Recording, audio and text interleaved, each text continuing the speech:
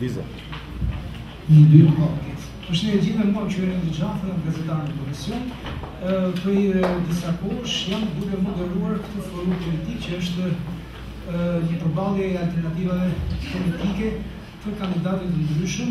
Është një listë në fakt e shoqatës për integrimin e zonave informale dhe Institutit Agenda, me mbështetjen nga Love Party International, qeverisë suedeze, Fundacionit Friedrich Ebert e të tjerë, dhe një rrjet të shoqatës shoqërisë civile mbështetëse në këtë aktivitet. Kemi qenë në Fier, kemi qenë në Tiranë, në Durrës, në Shkodër, dhe apo jemi këtu në Vlorë. Atëherë në këtë takim këtu në Vlorë, jam përgjigjur prezant ftesës së këtyre shoqatave për të qenë pranë ballet politike që quhet organizatorët. Zonja Mira Sheu që është kandidate për shoqatën e Vlorës, Zoti Flamur Çela, Lëvizja Socialiste për Integrim, Flamur Çela që jeni këtu, zonja Lera Gjoni, vajza e qytetit, gjithashtu, analiste, shoqëria, kolege, që përfaqëson në demokratike dhe zoti Adratik Llambaj, Aleancën Kuqezi. Ftesi është dërguar Partisë Demokratike për arsye të saj ajo ka zgjedhur komisionin e pranishme dhe kandidatit pavarur, zotin Mare Arbel Mala, i cili gjithashtu për shkak të xhenit të tij është këtu jo i pranishëm. Atëherë kemi proceduar për çështje metodike në erët e kaluara dhe në vijim në procedurën e sot në këtë mënyrë. Kandidatët që përfaqëson partinë me numrin më të madh të deputetëve në parlament do të jepet fjala e parë dhe kështu do të vazhdoj me këtë renditje, pra që në mungesë Partisë Demokratike e parë që do marrë fjalën zonja Mira Sheu, vjen zoti Flamur Çela dhe pastaj Lera Gjoni dhe në fund Partia pa përfaqësim parlamentar, për momentin Aleanca Kuqezi zoti Adratik Llambaj.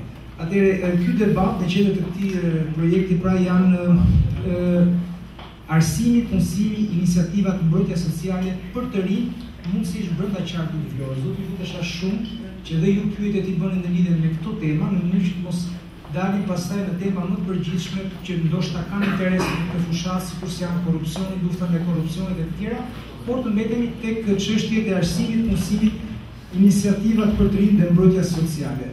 Atëherë do të procedojmë 5 minuta secili prej të pranishmëve dhe më pas do të kalojmë në pyetje nga salla. Faleminderit. Përshëndetje gjithë pranishmëve këtu. Faleminderit organizatorëve për këtë eventi apo këtë diskutimi apo debati. Jam përfaqësuese e Partisë Socialiste. Jam kandidate për deputete dhe njëkohësisht mburoj sektorin e arsimit, pasi jam profesore në Universitetin Ismail Qemali të Vlorës. Partia Socialiste ka në fokusin e vet, në vëmendjen e vet, integrimin e të rinjve, jo vetëm në fushën e edukimit apo të arsimimit, sa më cilësor, në fushën sociale dhe në integrimin pse jo në zhvillimin ekonomik të vendit. Me keqardhje unë mund të them, të evidentuara sot, ne kemi rreth 57% një analfabetizëm funksional të 15 vjeçarëve, që do të thotë nuk janë të aftë në menaxhimin dhe në integrimin e komponentëve ekonomik të vendit, infrastrukturor të vendit, politik të vendit. Kjo është për të ardhur keq, këtë nuk e ka bërë Partia Socialiste, këtë e ka bërë Banka Vendore. Nga ana tjetër, dua të marr një fakt, meqense i bëhen ndërmjet për Vlorën. Unë di kam të shkolla tregtare, ajo shkollë tenton të mbyllet, pasi nuk ka nxënës atje, por edhe 5 vjetë që ishin në vitin e fundit nuk mund të kryej dot provimin e maturës brenda stafit vet apo ambjenteve të veta. Realisht mund të them që në Vlorë apo dhe në gjithë Shqipërinë, sepse arsimi dhe edukimi është një pikë kyçe, pikë nevralgjike dhe një pikë që të them të drejtën kjo qeveria ka harruar, e ka lënë pas dore, kaq shumë e ka lënë pas dore, sa të rinjt kanë diploma pa mas, kanë shkolla në çdo vend, por në fund të fundit nuk kanë siguri. Nuk kanë siguri për jetën, nuk kanë të ardhmen, nuk kanë vendin se ku do të trokasin për një punësi, nuk dinë se si të gjejnë një punë, nuk dinë se si të bëjnë një kërkesë për punë, nuk dinë ku të afrohen, nuk dinë se çfarë të mirash i ofron shteti, qeveria, pasi realisht kjo qeveri është shkëputur totalisht nga ardhmja e këtyre të rinjve. Këtë e them me statistika të sakta dhe nga analiza e drejtë për drejtë, si dhe koordinatori arsimi që kanë qenë në qarkun e Vlorës dhe në punën të drejtë për drejtë me studentë. Tani që po vi këtu, isha një seminar me një profesor gjerman dhe në 35 studentë që ishin pjesëmarrës, shikoja dhe lexoja sytë e tyre dhe në debatin që bën me atë profesor që nuk dinin se ku dhe ku do të shkonin pas pasi të mbaronin universitetin.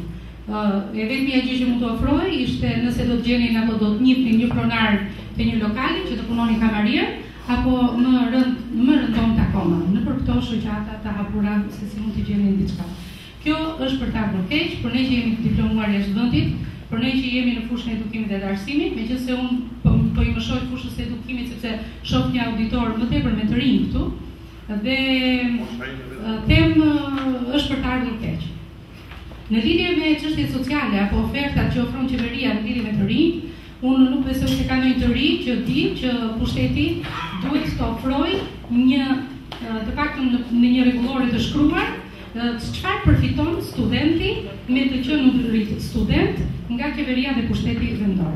Nga ana tjetër nuk di me fakte që t'i ketë një lidhje të drejtë për drejtë të biznesit, të industrisë me universitetet, që të dihet që studenti më i mirë që përfundon universitetin në një det të caktuar të ketë një punësim të sigurt. Këtë unë edhe sot nuk e gjej. Ndërkohë që për shembull në universitetet jashtë vendit kanë oferta dhe nuk plotësojnë me ofertat studentët. Ndërsa këtu në termi apo indeksi ofertë për një student për punësim pothuajse është zero.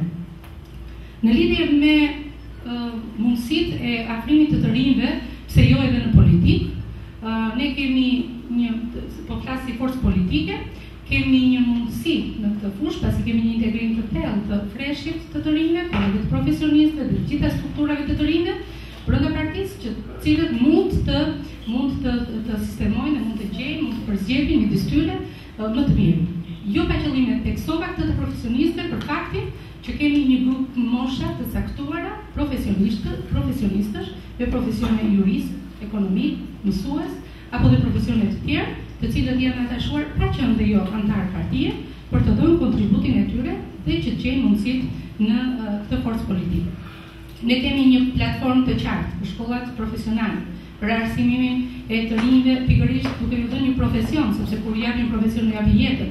Dhe nga ana tjetër duke patur një staf të edukuar, të mirë mësuar, dhe qeveria dhe pushteti nuk e merr dot në përkëmbë, nuk i heq dot të drejtën e informimit real, apo të drejtën e një diskutimi dhe të mbrojtjes reale që ka ky i ri apo e re në jetën e përditshme.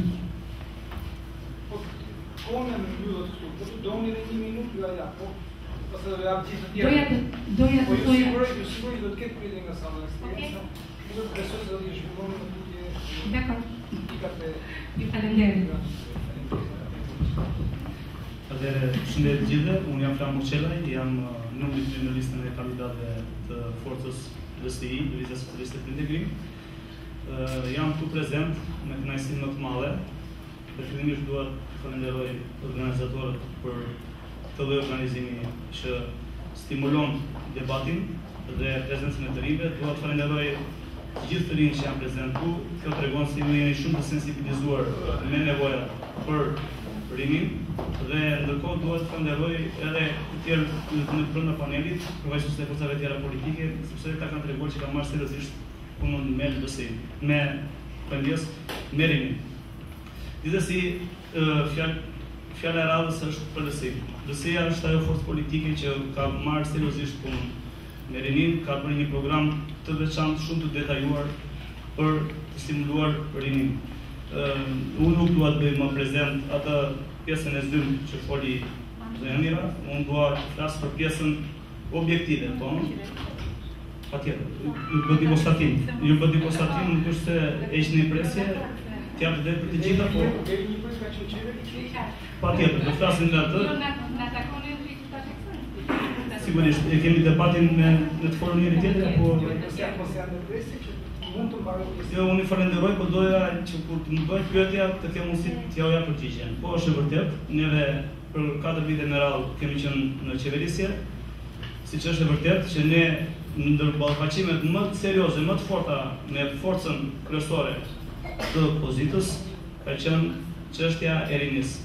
Në të gjitha rastet, ne kemi kërkuar të ndërmarrim masa më sociale, ndërkohë që nuk ka ndodhur realisht, sepse forca më e madhe politike në pozitë kishte objektiva të tjera strategjike.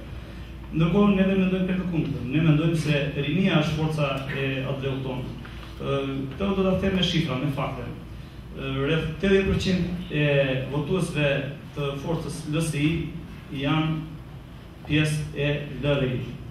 Dhe neve aq shumë i vlerësojmë ata, mbase jo aq sa na ka dhënë ata drejtën, por e kemi prioritet. Rreth 60% e njerëzve që janë promovuar në punë ose në aktivitete të tjera janë nga LRI. Që do të thotë se ne kemi një lidhje shumë të fortë me rinin, kemi një kohezion të vazhdueshëm me ta dhe për këtë arsye kemi bërë një program me disa pika shumë të rëndësishme. Në vazhdim të asaj që tha dhe Mira, unë dua të them që ardhmja e Shqipërisë në integrimin e saj në Europë janë të lidhura ngushtë me investimin që bën sot shoqëria shqiptare tek rinia. Qeverisja duhet të krijojë mundësi të rive për të marrë një uri dhe për të fituar aftësi dhe për të balluar sfidat e satës. Investimi tek rinia është objektivi kryesor i LSI-s dhe së bashku me LRI neve do të tregojmë këtë gjatë këtij mandati 4 vjeçar që po vjen. Qëllimi ynë përbashkët është të garantojmë dhe të përmirësojmë edukimin cilësor dhe profesional të rinjve. Meqenëse jemi tek edukimi, motoja jonë kryesore është arsimim për punësim. Dhe nisur nga kjo moto, unë mendoj se është rëndësishme ta theksojmë fort atë arsimin e detyrueshëm 12 vjeçar, rritjen e peshës së arsimit profesional duke ndarë në raport të barabartë 50% me 50% me arsimimet e tjera, përmirësimin e procesit të maturës duke unifikuar kurrikulumat dhe sistemit të krediteve dhe koeficienteve si dhe implementimin e plot të kartës së Bolonjës. Gjithashtu, nuk mund të mjaftojmë vetëm me kaq. Neve kemi prioritet absolut hapjen e zyrave të këshillimit bazuar në studimin e tregut të punës. Nuk mund të orientojmë studimin e të rinjve pa ditur se ku duhet të shkojnë ata dhe ku do jetë tregu i punës ose kërkesa e tregut të punës më e vlefshme për ta. Gjithashtu kemi vendosur që në gjatë mandatit tonë 4 vjeçar të hapim edhe kolegjet e certifikuara 3 vjeçare profesionale. Gjithçka deri tani ka pas të bëjë me pjesën profesionale. Mos të ndodhi ashtu siç ka ndodhur edhe në Europë përndon, ai artikulimi i atij zotërisë polak që merret me tubacionet, sepse gjithë Europa nuk ka kualifikimin e dur për hidraulik. Dhe kjo gjë nuk do të ndodhi në Shqipëri. Do të kemi hidraulik, do të kemi marangoz, do të kemi gjitha llojet e profesioneve të mushme në mënyrë që në këtë formë të bëjmë dhe shpërndarjen e vendeve të punës, edhe të kemi dhe kualitetin e dur të personelit që punon tonë. Gjithashtu, në lidhje me praktikat e punës të detyruara dhe ndjekjen e studimeve bachelor, këto praktikat njëhen si eksperiencë pune. Edhe si eksperiencë pune ne duam që të njohim ato kontributet vullnetare që bëjnë në aktivitetet ndryshme të rinj. Duhet të njihen si një eksperiencë pune. Në lidhje me të rinjt që mund të stimulohen edhe më tepër, duke i orientuar drejt biznesit, neve do krijojmë mundësira në lidhje me kreditimin e lehtë ose me lehtësira fiskale për bizneset e reja ose bizneset që punësojnë të rinj. Unë personalisht kam punësuar shumë të rinj nga Dora dhe deri tani nuk e kam parë këtë lehtësi. Sigurisht duhet një politik e qartë dhe vendosur e pushtetit qendror në drejtim të punësimit ose stimulimit të rinjve. Gjithashtu nuk mund të lë pa theksuar pjesën e sporteve. Të rinjt e sotshëm nuk po flas për të brez që shoh këtu të panel. Po flas për edhe më të rinj sepse sultan janë atje, kanë një mungesë të theksuar të aktivitetit fizik, të edukimit fizik me sportet e ndryshme, apo edhe të edukimit me artin dhe me stadium tjetër se çfarë mund të ketë talent fëmia. Nuk stimulohet asnjë gjë në këtë drejtim dhe kjo është për ta ardhur keq. Unë kam shumë për të thënë, por po lë fjalën kolegës për të respektuar kohën. Faleminderit.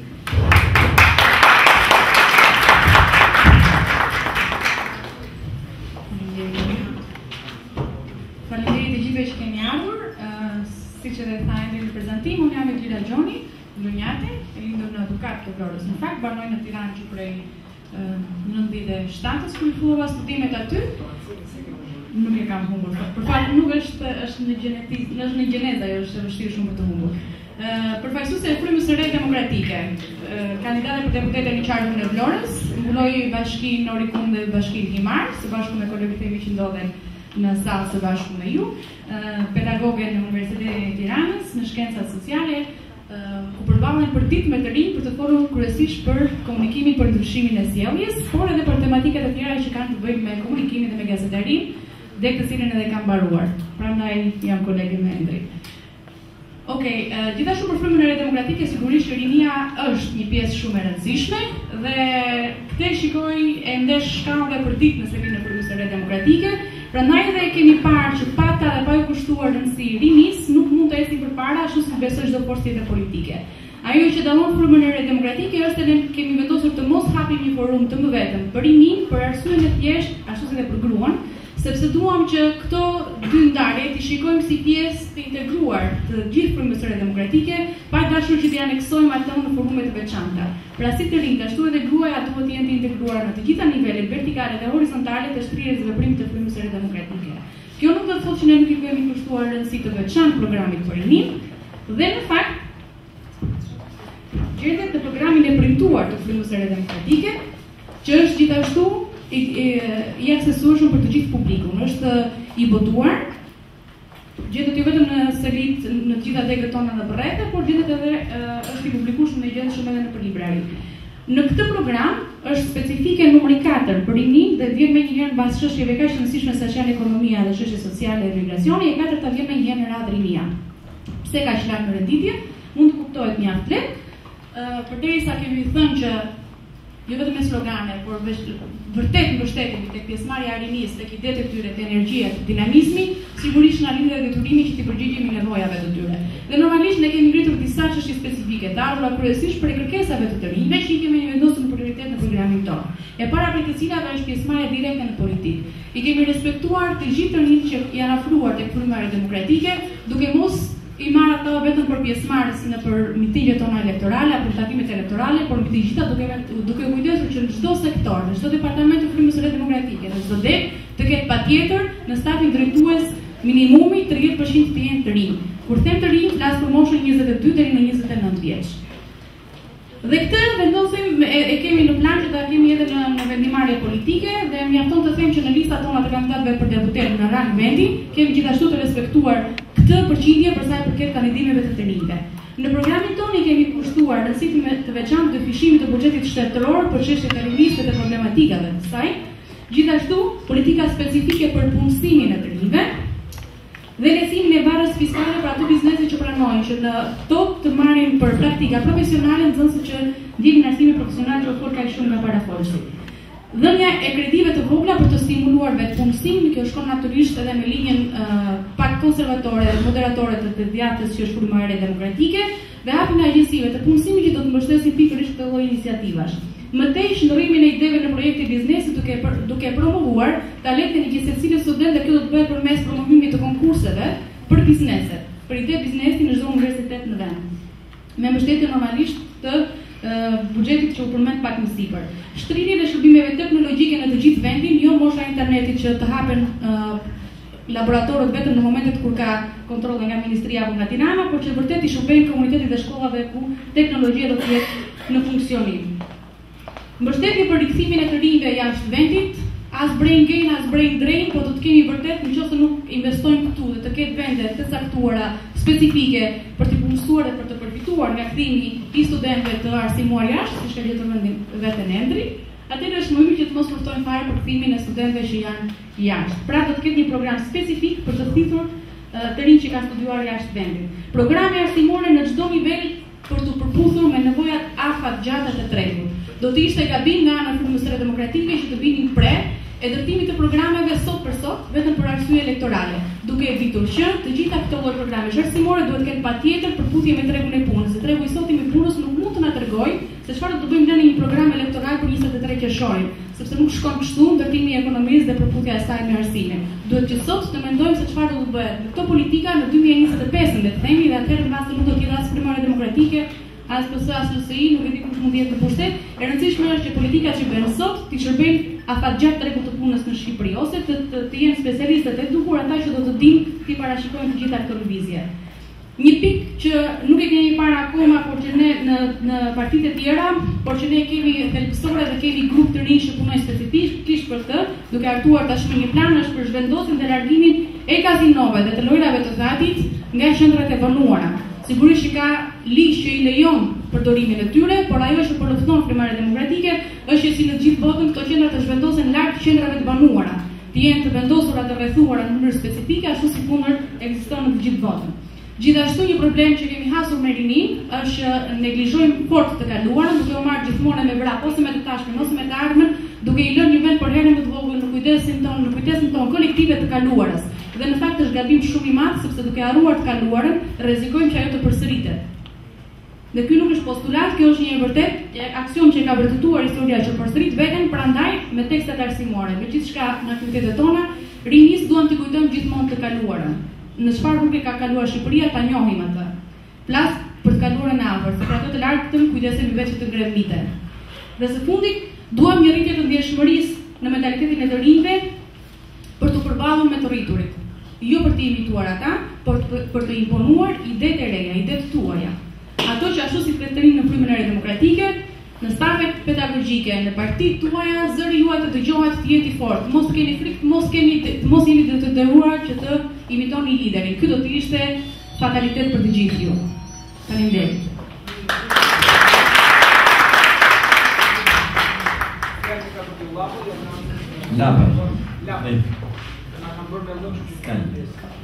Unë jam Adriatik Lapaj, jam kryetari i Forumit Rinor të Aleancës Kuqezi dhe drejtuesi i listës Vlorës për deputet në qarkun e Vlorës. Jam i daltindjes 888 dhe kuptohet se cilët forca politike në mbështetjen e rinimit. Në këto vite që unë mbaj mend, kam dëgjuar rinia është e ardhmja, por kur nuk thanë është e tashme. E tashmja e rinia për politikën shqiptare ka qenë çdo 4 vjet kur vim votimi. Fjalë dhe vetëm fjalë, slogane, postera pafund, reklama televizive, çdo 4 vjet për rinim, por 4 vjet i harrojnë, 30 ditë i kujtojnë. Ajo që në Shqipëri ka ndodhur realisht e dimshme, por është dhe e turpshme. Unë i bëj pyetje audiencës këtu, dhe aty i do na shohin nga televizori, se këta që flasin për rinin shqiptare dhe që deri më sot na drejtojnë, numërojnë çik sa nëna kanë vesh me zezën. Sa është mosha mesatare atyre që kanë ngel në Otranto, sa është mosha mesatare atyre të cilët janë në efektin e narkotikëve, sa është mosha mesatare atyre të cilët sot janë pa punë rrugëve, sa është mosha mesatare atyre të cilët janë në burgjet e Shqipërisë pas vitit 90, nëse na nxjerrin bilancet e këtyre që unë kërkova, dhe nëse këto bilance nuk dalin tragjike për një shqiptar, nuk po i fal. Por ato janë tragjike për një shqiptar. Janë fataliste, janë shifra tmerruse të trëmshme, që nuk i kanë as vende që janë në luftë. Kështu që kur flasim fjalë të bukura për rinin, duhet kuptoni që e kanë thjesht për të marrë votën. Se kur vjen puna në datë 24, rinis nuk i hapen dyert. Flasin gjithmonë për rinin dhe thonë se do i punësojnë. Do i punësojnë ku? 124.000 vende pune ka Shqipëria sot. 124.000 borderor shteti ka, nga të cilat 80.000 janë paprekshëm. Janë gjyqtarë, janë prokuror, policë, janë mjek, janë ushtarak, të cilët gëzojnë status, ngelen vende të prekshme dhe që mund të ndrohen, sanitarë në spitale, pastrus në shkolla, roje objektesh, ndërmarrje gjelbrim, pastrimi e shumë të tjera. 65.000 janë dhe këto të shkreta. Por çfarë do bëjmë ne? Vjen njëra palë, e heq ata të palës tjetër, vjen pala tjetër, e heq ata të palës tjetër, po pse këta që janë punë nuk kanë fëmijë, vetëm këta që janë partia që vin pushtet kanë fëmijë. Nuk është kjo zgjidhja e Shqipërisë. Zgjidhja e Shqipërisë është tjetër kund. Ne ku që zinë zgjidhjen e Shqipërisë e shikojmë duke bërë një marrëveshje historike kombëtare të gjitha palëve, ku të gjithë bashkë të shpalosim një projekt të ri për ndërtimin e një ekonomie që bazohet te eksporti dhe jo te importi, për krijimin e një ekonomie që jep fund betonit, betonizimit të Bregut, të Vlorës, të Saanës, të Himarës.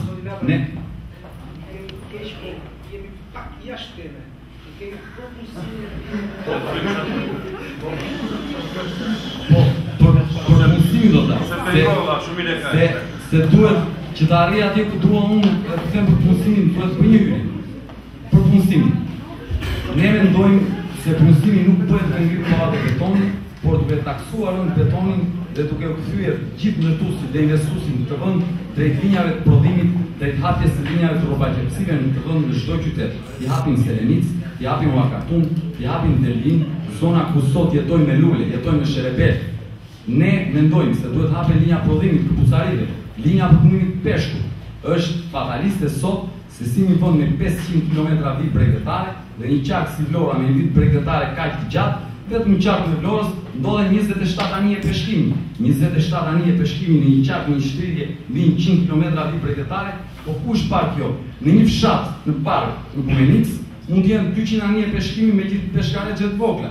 Një qark i madh si Vlora ka vetëm 27. Ajo që ne duhet bëjmë është që gjithë biznesin e betonit ta orientojmë drejt hapjes së linjave të prodhimit, drejt rritjes së numrit të anijeve të peshkimit, që këtu në Vlorë hapen me pune, rinia të punësohet, flasim me fakte me këmbë në tokë, gjithë deputet nuk bëhen, gjithë drejtora nuk bëhen, gjithë ministra nuk bëhen.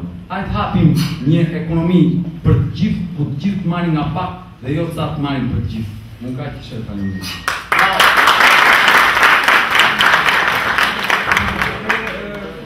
Nga sala të ngrej dorë, për që kemi vetëm një mikrofon, do të përgoja që mund të flisë në pak me zë të klarë dhe që mikrofonit të vetët në kamerë.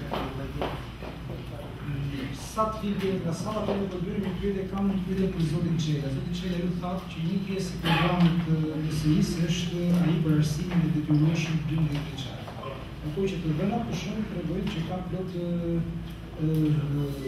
vende ku është pamundur për shkak të kërkesës socialiste, ka një pjesë programit e saj që është arsimi, është transporti falas për ata të rinj që kanë shkollën 1 kilometër të caktuar në përgjithësi sa është kilometrazhi larg nga vendi i barimit.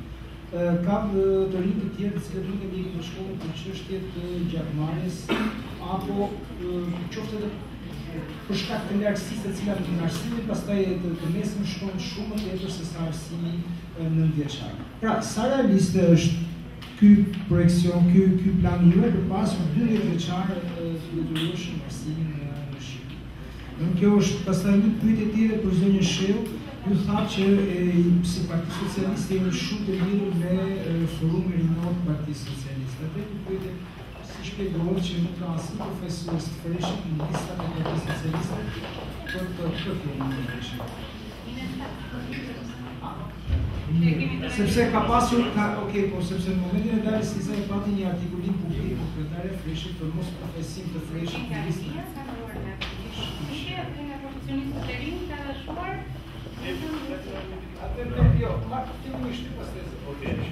Falenderoj komisën në fundin fare për të treguar një kontribut personal. Ines Tasa, formimin e vetë, kualifikimin e vetë super profesional në Angli, e ka bërë falë kontributit të njërës për kompanive familjes time, për një garanci që duhe nga shteti angles, nga Britania Madhe, për të vazhdo studimet. Në qoftë se ajo vajzë sot është përballë me dhe konkurohet në mua, është konkurim verash, mendoj se është edhe merita personale e ime. Për të kaluar tek pyetjet tuaja, unë dua të kundërshtoj një çik Partinë Socialiste. Dua ta kundërshtoj nëpërmjet kthimit të përgjigjes. Dua ta kundërshtoj nëpërmjet kthimit të përgjigjes. Thot që do organizoj transportin falas, kur thot që janë mbyllur shkolla këtu, shkolla atje, janë mbyllur ambulanca këtu, ambulanca atje, gjë që janë të vërteta këto të gjitha. Ka fshatra të tërë që janë pa shkolla dhe ndërkohë ankohet se këto shkolla që janë aktive, klasat që janë aktive janë super të populluara. Atëherë përse duhet të bëjmë në transport kur neve duhet të reaktivizojmë çdo qeveris, shkollën në çdo fshat, në çdo lagje të madhe, neve vendosim shkollën. Kështu hapën vendet e punës, nuk konsumojnë karburanti, po fëmijët janë sigurt se ikin nga shtëpia e tyre pak deri 100 metra, sigurt, në banesat e tyre, në lagjet e tyre ku janë të njohur me njëri tjetrin. Dhe nuk ikin nga një fshat në tjetrin dhe edhe periferisht i gjen, përveç kushteve atmosferike, dhe përveç faktit se s'ka rrugë fare, përveç faktit që është e gjitha utopia i transporti falas, kur kemi të bëjmë me rritjen e kostos të karburantit dhe problematika të tjera që janë të gjitha subjektive. Më mirë kuptoni, nuk është se duhet të shtojmë këto, por ka një lloj kontradiksioni. Në rritjen e Ju është një absolutisht të mundshme realizimin e Sigurisht, dhe unë po ta kap me fakte.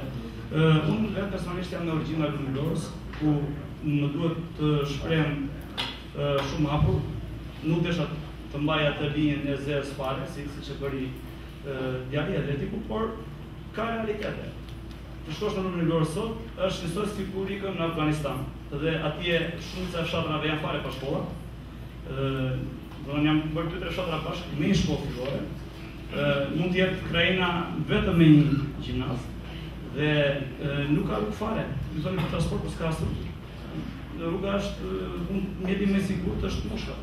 Nuk ka ujë, nuk ka drita dhe të rinjtë që vinë qendra arsimuan këtu për cikël të ulët, arsimuan këtu për infermeri dhe atje nuk ka ambulanca. Atje nuk ka shkolla dhe ka të rinë kohë. Partia Socialiste, nëse ka këtë lloj propozimi, shumë mirë, të hapi shkollat në çdo qeliz, në çdo fshat. Dhe ambulancat po ashtu duhen për jo vetëm për punësimin e të rinjve që po kualifikohen për aq sa munden, por edhe për faktin se është një nevojë etike. Atje një aksident të ndodhi, nuk ke mundësi të sjellësh të transportosh në kohë tjetër. Ose një pickim nga këta rektile të ndodhi fëmija nuk ka ku shkon. Dhe fëmija është e ardhmja ku kisha parasysh për të ardhmen atletik, ndërsa për rinim, neve po ta themi qartazi që DSI është e vetmja forcë që ka një program të detajuar, të ndarë veçmas për rinim.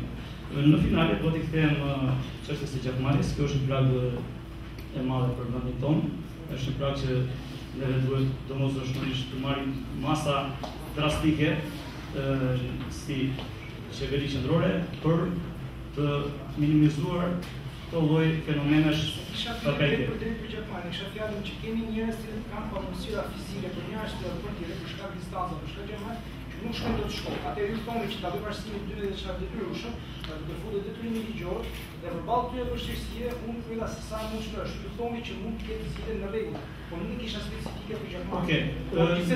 Unë qëndroj tek Gjakmarrja sepse realisht ka institucione të cilat janë organizuar nga shteti, por nuk janë shfrytzuar siç duhet. Për edukimin e të rinjve që ta përfundojnë me 12 vite shkollën ashtu siç u takon. Në është interes e tyre dhe neve do t'ja përsojmë kushtë. Ju e datë një farë sqarim me një të mikrofon. Pra ju thoni që forumi në eurosocialist është i përfaqësuar në këtë zgjedhje. Është i përfaqësuar në listën e kandidatëve për deputet, por nuk mjafton vetëm kjo, pavarësisht se kjo ndoshta është fitore në forcat në krahasim me forcat e tjera politike. Këtu përmend edhe nga Kamuri, nuk tregoj një gjë kushtet se çfarë do të thënë mbështetje, sepse në fund të fundit desisht e fare për të përmendur. Njerëzit krahasojnë me vlera, ju me mundësitë në mënyrë se si i gjejnë ata për t'i marrë dhe për t'i atribuar vetes këto vlera. Unë dua të përmend këtu për të mos lakuar emra të veçantë, pavarësisht se ajo është Ines Kansu dhe është kandidate për deputete Partisë Socialiste, ne të rinjt i kemi pjesë e shumë forumeve, shumë webimareve, të jetojmë në diskutime të gjëra, jo vetëm në lidhje me edukimin, po edhe në lidhje me sportin, edhe në lidhje me punësimin apo me sektor të tjerë. Ndërsa në lidhje me diçka që Flamuri ktheu përgjigje, nuk e di nëse ka mundësi të them diçka, apo jo? Diçka jo thjesht kritikë sa forcëtime politike.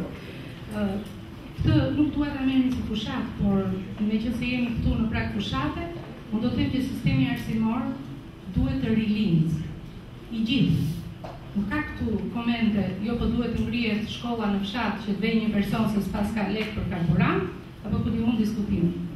Sistemi arsimor që totalisht i rënuar. Kur them është totalisht i rënuar, nuk jap një mësues nga klasa e parë deri në klasën 9, apo nuk mund të ndryshojnë sistemi arsimor sipas dëshirës së një grupi të caktuar pranashit. Por janë politika afatgjate. Janë politika jo vetëm afatgjata studimore që duhet ngrihen, por komunitetin mbar shqiptar duhet i tregohet që për këtë 10 vjeçar, ky vend, ky kom, për të zhvilluar ka nevojë për këtë fushë, për këtë sektor, që të hapen ato degë, që të ngrihen ata specialistë, ata shohin zhvillimin ekonomik të vendit. Dhe në një rast konkret duhet marrë me degët që unë vuloj, aktualisht jam shefi i departamentit të inxhinierisë mekanike dhe navale, vetë jam inxhiniere mekanike, dega konstruksione, ne nxjerrim inxhinier, naval dhe mekanik, dhe aktualisht shumë pak prej tyre gjen veten në tregun e punës. Mos kjo Shqipëri nuk ka nevojë për konstruktor, nuk ka nevojë për inxhinier, nuk ka nevojë për inxhinier naval, për inxhinier elektrik, ka shumë nevojë. Dhe nëse ka nevojë më tepër, ka më tepër nevojë për shkencat eksakte, se sa ka nevojë për pa ofenduar asnjë lloj profesion, për jurist, apo për ekonomist, apo për mësues e kujtimi. Sepse rastisim pastaj të mbetemi në faktin që mësuesi kimist mund t'i japi matematik, apo mësuesi i fillores mund t'i japi fizik. Pa marrë vetëm nivelin bachelor, dua ta them këtë, sepse ndjej ditë për ditë në shkollë kur jam mësim, po marrë dhe nivelin master. Ja u themi sinqeritet të dashur të rinj. Është një krizë totale që po mbërthen vendin. Do mbeten të papunë me diplomë, do mbeten të papunë me master. Dhe do thonë kemi 2 master, apo kemi dhe këto diploma dhe nuk kemi punë. Kështu që ne nuk duhet të themi jo po do hapim kaq apo aq. Ne kemi statistikisht të caktuar hapjen e vendeve të punës. Dhe duke bërë pak replik me zotrin fjalë, nuk mund të themi që kemi kaq vende pune, dhe nga këta kaq i zën këta, edhe po ikën këta, fëmijët e këtyre që janë ku do punojnë. Se mua më duket shumë qesharake. Më duket qesharake dhe po të argumentoj, jo si individ, po ta them si teori, sepse strategjia e një qeverie është të hap vende pune, të hap horizonte pune, mundësi punësimi të tjera, mundësi të tilla punësimi që çdo i ri dhe e re ta gjej. Në sektor publik, në sektor privat, po ju merr një rast. Para Kanë shkuar pak diskutimin tuaj, se unë jam parë për një redukimi buxhetor ka qenë kërkesë. Nuk është se qeveria ka shumë marsh veprimi sa i takon sektorit buxhetor. Do të them një rast. Në lidhje me buxhetin, sektori buxhetor një faktor. Nëse do shkosh sot në një ndërmarrje dhe do bësh një analizë, nëse ky person që punon në sektorin ekonomik, janë gjithë ekonomistë, unë të garantoj që atje nuk e ke të tillë.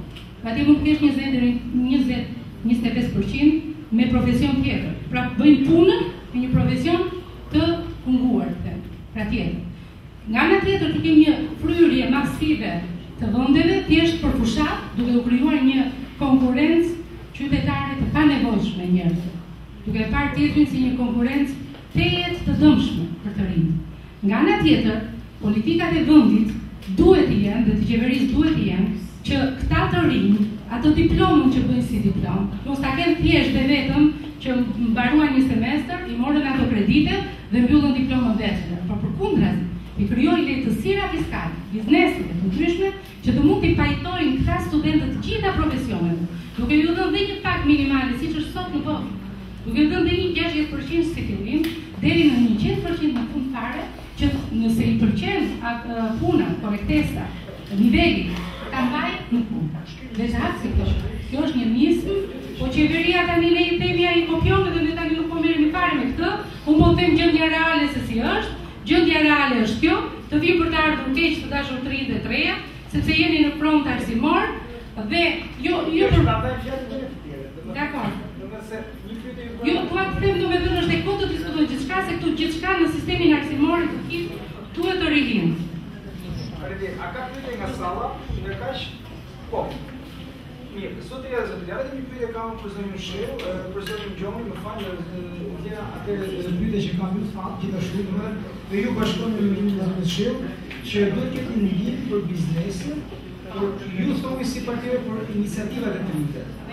Në mund të shkutimisht më pak tash kjo vazhdon këtë gjë, pastaj pyetja me zotërinë. Atëherë një të sqarojmë diçka që ka një vendim të Këshillit të Ministrave që daton në 2010, që është për incentiva dhe lehtësimin fiskal të bizneseve që pranojnë praktikantë me bizneset e tyre. I hartuar mendimin e një projektesh ndërkombëtare që mbështesin arsimin profesional në Shqipëri. Vendimi i cili ka hyrë në fuqi që prej jo më pak se ca një muaj ndërkohë që doli vendimi i Këshillit të Ministrave dhe që vazhdon si çdo vendim tjetër i Këshillit të Ministrave apo legislacion që të hasë vështirësi në zbatim, do të t'ja them arsyeën e shkurtër dhe të thjeshtë përse. Ai ligj është hartuar duke i marrë mëqyp faktin që biznesi në Shqipëri është mendja hapur detyrë hapur për të pranuar student apo nxënës të shkollave profesionale që të kryejnë praktikën pranë vendeve të tyre. Gjë që nuk ndodh dhe nuk do për një arsye shumë të thjeshtë. 95% e bizneseve në Shqipëri janë të vogla, se të tilla janë ose familjare, ose operojnë me 1 me 2 apo maksimumi 3 persona, që gjithashtu janë pjesë shumë e ngushtë e njerëzve që kanë hapur këto biznese. Duke qenë të këtill, nuk operojnë dot në formën e këtill që partitë politike ta shikojnë ëndra me sy hapur dhe të bëjnë programe që do të lejonin marrjen pranë këtyre bizneseve të praktikantëve.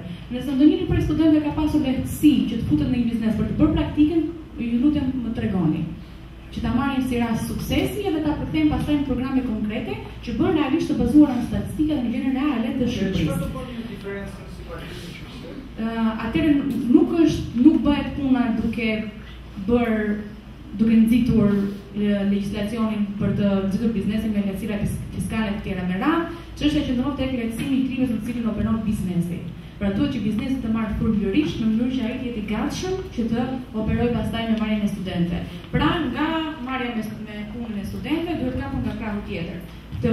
Të përqendrohemi tek marrja me bizneset. Kryesisht identifikohen bizneset që e kanë mundësinë të akomodojnë nxënës që janë nga shkollat profesionale ose nga kolegje universitare apo nga universitetet ku janë duke bërë ku janë duke studiuar për profesionet që kërkojnë absolutisht praktikën. Dhe vetëm duke u marrë me këto lloj bizneses, me përfaqësitë të tyre, xhana, me biznese të veçanta, por me përfaqësi biznesi, me shoqata të biznesesh, atëherë po mund të afrohesh bashkë me këto shoqata të biznesesh për tek universitetet apo të shkollat profesionale. Është një fushë kaq delikate sa mua më vjen njerëz kur diçka që do bëhet subjekt elektoral, them të drejtën, sepse i dëgjoj programet e partive politike për arsimin profesional dhe duke i lënë në thellësi dhe në brendësi të jashtëzakonshme këtë fushë, më duken patetike të gjitha gjërat që dëgjoj, por kjo është drejta e partive politike që të thonë rritjen e numrit shkollave, ndërkohë që kemi 41 shkolla profesionale, 20.000 nxënës studiojnë aktualisht në shkolla profesionale në vend, ka qenë një pretimi i kësaj qeverie aktuale që ta çojë në 40% numrin e nxënësve që shkojnë në shkolla profesionale. Ju lutem, shohni pak dorën kush studion në shkolla profesionale nga ju që jeni këtu.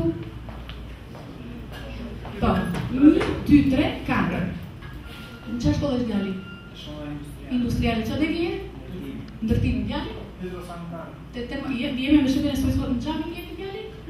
Viti 3, do të thënë jemi projekt me të nxënët bazuar në projekte, me mbështetjen zvicerane.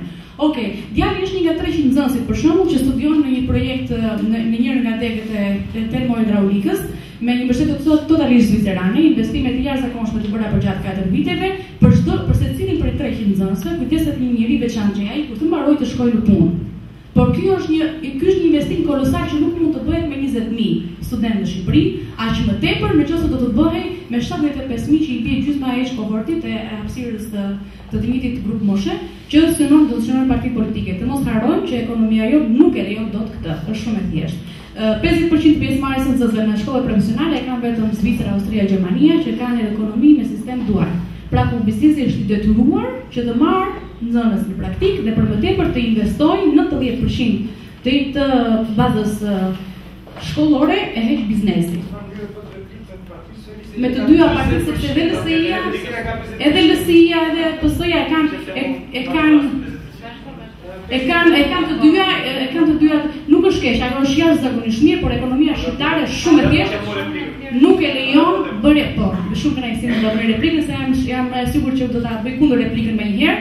Ekonomia shqiptare është në kushtet që nuk e lejon dot futjen e 50% të kohortit në shkolla profesionale.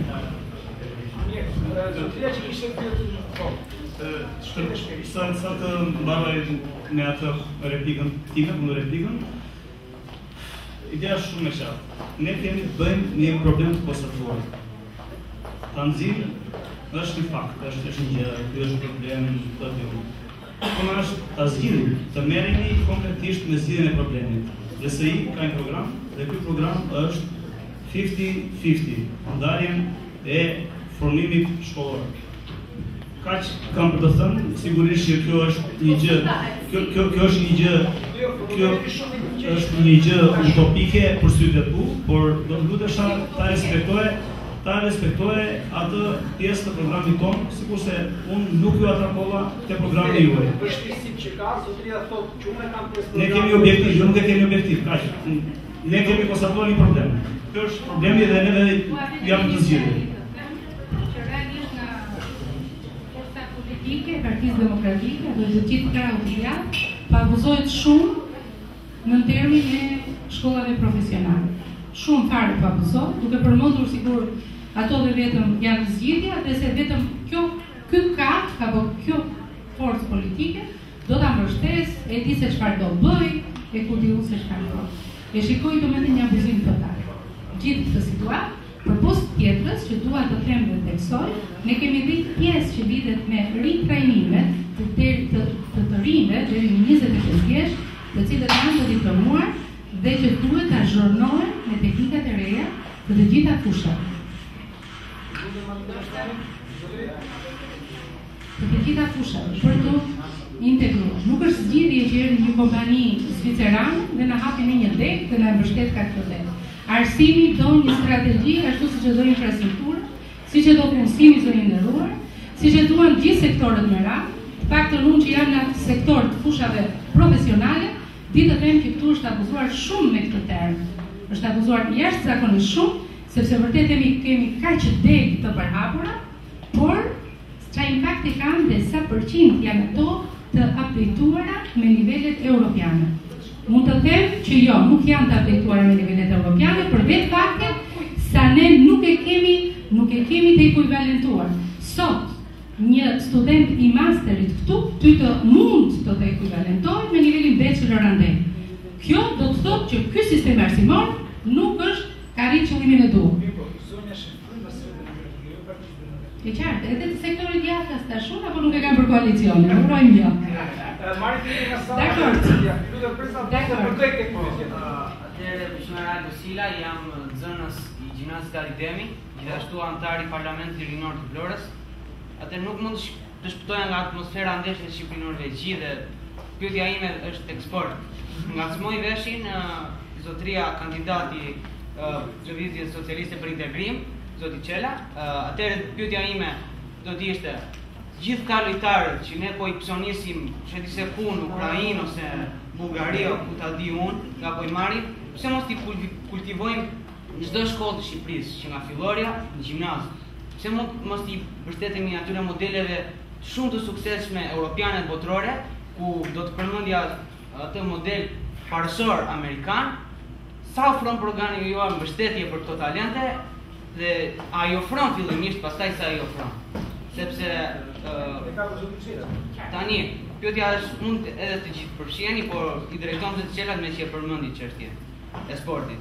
Kështu që un kam qenë vetë sportist, siç mund ta shihni nuk jam dhe aq sot. Kështu që më shqetëson shumë kjo çështje. Dhe si tifoz doja një përgjigje të saktë. Shumë e drejtë. Kemi një Messi që të arritin vetë dhe të shkojë deri lart. Para shok, kjo është ideja. Kemi ekipe zinxhir të mund të funksionojnë në Shqipëri. Se ka funksionuar. Ma dhe çështja e meritokracisë, e talentit, jo e... Të falenderoj për pyetjen. Edhe unë kam qenë sportist për shumë vite madje dhe jam marrë me sporte individuale, jo me sporte kolektive si ai futbolli. Ky më çfarë sporti i madh? Okej. Mund të them që i vetmi sport që është prezent sot në qytetin tonë është futbolli, është dhe basketbolli me të drejtë. Nëse flasim me meritokraci, basketbolli ekipi femrave. Ata janë krenaria e Evropës sot, nuk është ekipi futbollit. Në lidhje me stadiumin ku lozet ajo loje, unë dua të them diçka. E kam shtëpinë, e kam balkonin tim mbi stadium. Dhe kam konstatuar që gjitha sportet e tjera, siç janë sportet e atletikës, nuk kanë asnjë lloj mundësie për të zhvilluar. Ne jemi elementi i parë i politikës tonë është të ribëjmë këto sporte, të fusim kulturën sportive për të gjitha llojet e sporteve. Futbolli është kthyer në një lloj biznesi të pandershëm. Unë personalisht nuk dua të flas gjatë futbollin, nuk e pëlqej futbollin, nuk e pëlqej dhe nuk dua vota nga futbollistat, unë dua vota nga të gjithë ata prindër, sigurisht po flasim politikan, nga njerë tregohet shumë mbështjellje. Unë dua vota nga ata prindër fëmijësh dhe ata të rinj të reja që kanë talente të tjera të panumërta në gjitha llojet e sporteve, në atletik, në ciklizëm, në not, në basketbol, në shah, ose të tjerë njerëz që kanë talente në art, në pikturë, në aktorim apo ku ta di unë sa e madhe është gama e këtyre sporteve dhe aktiviteteve të tjera. Unë jam për edukimin e të rinjve në mënyrë që ata të mos harxojnë kohën pastaj duke ndjekur lojrat e futbollit atje tek ato ambientet që zonja do t'i mbyllim më pas dhe të marrin në rrugën e krimit. Unë jam me mendimin për gjithëpërfshirje të gjitha sporteve dhe me keqardhje po të konstatoj, po të them se nuk i kemi. Nuk i kemi në Vlorë, i vetmi sport që është në Vlorë është futbolli dhe ai është çorapi. Kështë të përgjeni. Zonja Shiu, unë po që se ju të shëroni në bëra fere, sepse kemi debat në... Dua të them në fakt se ne kemi një pjesë, jo të ta themi dy fjalë, se ne kemi një... Ne kemi... Nisë kuriose, atërë, së qëllimisht, kryta ishte për zotë. Rregull, tani duke respektuar, Jo do të ta japim mikrofon. Dy fjalë do të. Partia Socialiste ka në fokus. Një sekundë në shërbë, flasi partia që ka përgjësimin. Flasi partia në rast se do t'i japë përgjësimin. Dhe pasoj da minera unë soa heqë drejt e fjalës. Zotria tha që përgjësimin tha për duan dhe tjerë përgjësimin. Që më vjen keq dhe mos se... Në fakt e vlerësoj shumë pyetjen. Aq më tepër që kjo pyetje më vjen nga një njeri, dhe aq më tepër që kjo pyetje më vjen nga një mish sportist. Vetë kam qenë pjesëtare e ekipit kategorisë parë për të reja për basketbollin e skuadrës 5 shtator. Vetë 12 vjet kam luajtur. Dhe si piknisje ka qenë shkollat sportive, duke e integruar sportin që në klasat sportive, duke marrë ato talente që ti sapo the, duke i rritur dhe zhvilluar dhe i perfeksionuar këto talente, duke ushqyer deri pse jo edhe në për klasa, ekipe, brenda niveleve arsimore, studentore, me fusha sporti, me ambiente sportive dhe me rëndësishmja, nderuar, është që t'i japim vlerë atyre sportistëve që tashmë kanë dhënë sukses në arenë kombëtare dhe ndërkombëtare.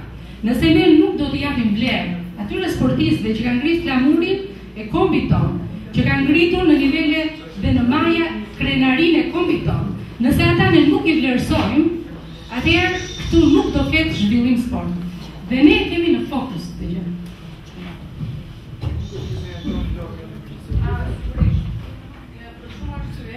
Së parë njëherë për dashamirësinë time personale dhe sportit, do t'y përfaqin se zoti Vajmir Topi, kreu i Frymës Demokratike, është edhe president i një ekipi futbolli, që do të thotë se kemi padyshim sportin gjithashtu në qendër të programit tonë, ka kapitullin e vet në programin që ne kemi afishuar, nuk është se e mbajmë sekret, dhe përmendim aty me siguri të gjitha synimet që ka Fryma Demokratike, duke filluar që nga rehabilitimi të terreneve ekzistuese sportive deri te ndërtimi i mjediseve të reja, kryesisht në qytetet apo në qendrat e banuara ku ka zhvillime të një sporti specifik. Do të thotë që nuk do të bëjmë patjetër që marr stafën e një herë nga para në Tiranë dhe po aty të ndërtojmë të gjitha të tjera. Nëse në Peqin historikisht skuadra peshqritjes në mënyrë të përsëritur nxjerr kampion vendi dhe kampion rajonal apo kampion evropian, do të thotë që në këtë qytet duhet të përkujdesesh pak që palestra e servitjes për peshngritësit të jetë pak më moderne se sa edhe Tirana. Po ashtu nëse për shembull në Vlorë basketbolli i femrave me të drejtë që nga ai i viteve 80 vazhdon të o të jetojnë një o të gjenerojnë në mënyrë të herpashershme, jo me të njëjtën frekuencë sezone të mira, atëherë do të thotë që të përqendrohemi këtu më tepër se sa le të themi të investojmë në ping-pong në Vlorës fjala bie, që nuk ezen. Por ping-pongu e dina apo jo vetë në Burrell, dhe në Burrell është një kampion e Europë. E ping-pongut që nuk e njeh askush. Identifiko rrethin ku është më në parësi, sportet e traditës patjetër gjithandej, por ku është përparësi e rrethit aty të investohet, pra investime specifike. Kurse për pjesë e sportit. Nëse sporti në Shqipëri nuk privatizohet, ta harrojmë të gjithë ne se do kemi ndonjëherë sport cilësor. Se deri tani sporti ju jeni dëshmitar që përdoret si një arenë mitingjesh elektorale, ku kryetari i bashkisë ose deputeti i zonës bën fortin, cupin, gjuan me grushta, delën pistolet, shtin ajër për të marrë vota dhe për të thënë ata çunat e lagjes, po ky e do Peqinin, ky vdes për Peqinin, e mbron, shtidhen ajër për Peqinin, ose edhe për Vlorën. Qofse ne sportin nuk e privatizojmë dhe ta bëjmë pjesë të tregut, ta bëjmë pjesë të shit blerjes. Pra, shes bileta, shoj cilësi, futen stadium, të rrisi zotëri. Qofse ne nuk bëjmë këtë, harrojni se do ketë sport, se dhe ato fonde që alokojnë për sportin, vjen te xhepat e tyre, nuk mund të vjen këto te xhepat e lojtarëve. Dhe unë bëj një pyetje paneli. Qeveria është në dy nivel. Është në nivel qendror, pra qeveria është në nivel lokal, bashkia. Dhe sporti është i lidhur me të dyja. Unë ju pyet, pse zotërinë 23 vite e keni lënë sportistët e Shqipërisë pa paga në kuptimin bordero, shteti dhe të paguajnë sigurimet shoqërore dhe shëndetësore? A e dini ju që një futbollist që luan 15 vjet në stadiumin e Flamurtarit nuk ka asnjë ditë sigurime shoqërore dhe shëndetësore në librezën e tij? Kur të plaget ky legjenda që ka luajtur këtu Sakaj me shok, çfarë do i thonë? Dy lelyp, nuk është kështu sporti. Sporti duhet kthyer në mall tregu, ku ata që marrin përsipër të drejtojnë ekipet e ndryshme të rrisin cilësinë për shkak të fitimit. Edhe një gotuj që lis kamarieri paguan lek.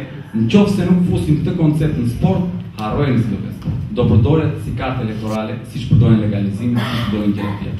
Pa se në fundit edhe për kontesit për ta përcuar pyetjet e zotërisë të djalit. Po. Nëse ju mendoni që gjithë ky ekip e zinxhirit, gjithë investimet do vinë prej privatit dhe jo prej shtetit. Patjetër, madje po këtu dhe rrugët është gabim që ndërton shteti. Ku ka vend evropian botë që ndërton autostrada shteti? I ndërton privat me koncesion. Shteti duhet ndërtojë shkolla, spital. Sporti është aset tjetër. Pyetjen po. Mehdi Rushi nga gjimnazi Mustafa Kemal Atatürk. Kam një pyetje për përfaqësuesin e Partisë Socialiste për Integrim dhe të Aleancës Kuqezi.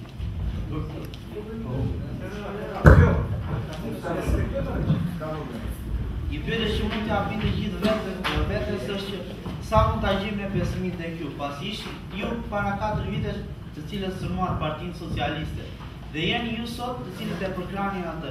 Nëse Partia Socialiste vjen në pushtet dhe interesat toja nuk plotësohen, a do ndodh e njëjta situatë që dhe pas 4 viteve të tjera të bëni përsëri në koalicion me Partinë Demokratike dhe të dini ofenza kundër Partisë Socialiste. Dhe pyetja ime për Aleancën Kuqezi, nëse ju vini në pushtet, a do na premtoni që të gjithë do shikojmë një Shqipëri etnike të bashkuar të gjithave trojave tonë? Një sekond për të dytë. Pyetja është jashtë teme. Po doni të përgjigjeni, një kohë mos doni.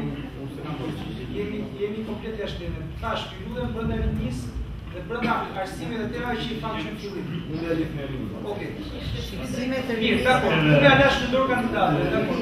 Ju jeni shumë i ri, po realiteti para 4 viteve ka qenë që forcat politike që tani janë në një koalicion nuk kanë qenë një koalicion. Partia Socialiste ka qenë koalicionin e saj, SDA ka pas koalicionin e saj dhe forcat e tjera të djatha kanë pas koalicionin e tyre. Kaq mjafton për të kuptuar që nuk ka një tradhti gjykimtar. E para, e dyta në dje ju po kjo pyetje zotit Meta.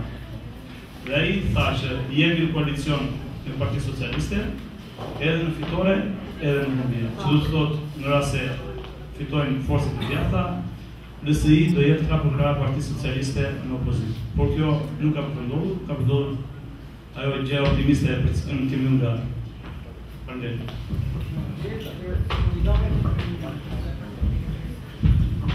Bashkimi Kombëtar. Duhet të bëj 1 minutë për retrospektiv. Thamë që Shqipëria me Kosovën duhet bashkohen dhe jo për folklorizëm për këtu në Flamurin Stadium, po për arsye thellësisht ekonomike, sepse nuk është normale që për shkak marrëveshjes cefta edhe gjërave të tjera Shqipëria ka 0 taksa në disa vende të rajonit, ndërsa me Kosovën ka taksa për produkte të ndryshme. Thamë që duhet bashkohet se çimentua e Kosovës duhet vi këtu ose çimentua jonë duhet vej atje. Nëse ne prodhojmë energji me ujë, ata e prodhojnë me qymyr. Nëse ne prodhojmë akru, ata prodhojnë pa patate edhe produkte të tjera bujqësore. Nëse ne kemi bulme të mirë, ata kanë mjaft të mirë, e kështu duhet shesim te njëri tjetri. Kjo është ide. Për sa i përket bashkimit, ne kemi nisë një proces për referendum bashkim Shqipëri-Shqipëri, sepse e quajmë Shqipëri e jugut me Shqipërinë e Veriut. Ky proces është shuar në Komisionin Qendror të Zgjedhjeve dhe kemi marrë një përgjigje e cila na përgjigjet pozitivisht për pranimin e kërkesës dhe shqyrtimin e saj në muajin shtator, pra 3 muaj pas zgjedhjes siç e kërkon ligji. Kështu që ky është një proces ligjor që ka nisë, do vazhdojë dhe ne nuk i ndajmë derisa të përfundojë. Bashkimi i shqiptarëve është më i gjerë se sa bashkimi i Shqipëri-Kosovë, sepse shqiptarët kanë Maqedoni, kanë Malci, ka në Preshevë e kështu me radhë. Pra, bashkimi nuk nën kupton marrë një hartë të shuajmë kufi dhe ndodhi. Fillimisht duhet ndodhë bashkimi i dhomave të tregtisë, unifikimi i legjislacionit, një kom një pashaport, një kom një kampionat që ne i kemi si teza. Dhe në fund fare, ai akt juridik i votimit në parlament është thjesht një akt 3 minuta kohë ku 140 deputet nga ana e Shqipërisë dhe 120 nga ana e Kosovës votojnë për bashkimin. Ti je i bindur që bashkimi i Shqipërisë me Kosovën do të ndodhë. Është një proces që ka nisë dhe nuk ka forcë që ta ndajë, sepse nuk ndodh kurrë që ne në Bashkimin Evropian kemi 2 vota dhe Gjermania të ketë 1.